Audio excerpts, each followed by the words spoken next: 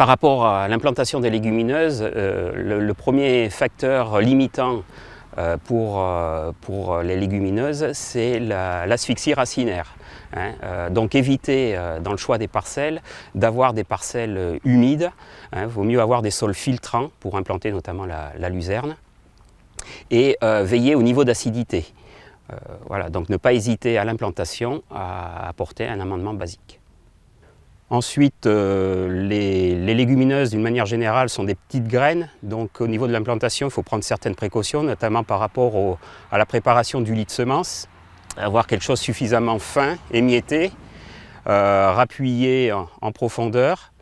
Et une fois semé, donc semer sur le premier centimètre de sol pour avoir une levée la plus homogène et la plus rapide possible.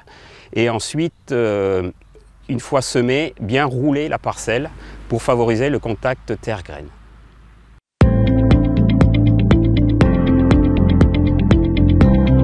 L'intérêt des légumineuses d'une manière générale, que ce soit la luzerne, du trèfle violet, du trèfle blanc, c'est qu'elles vivent en symbiose avec donc, des bactéries dans le sol.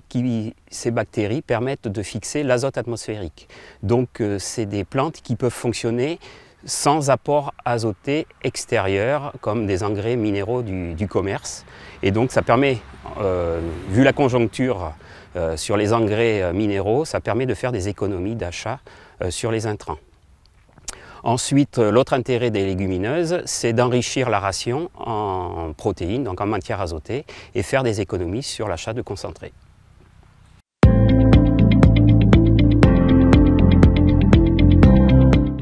Alors faire des fauches précoces sur certaines parcelles, ça permet d'atteindre le compromis entre rendement et qualité du fourrage.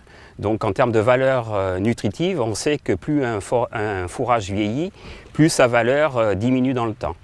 Et l'intérêt des légumineuses à ce niveau-là, c'est qu'elles permettent une certaine souplesse d'exploitation qu'on n'a pas forcément avec des graminées pures.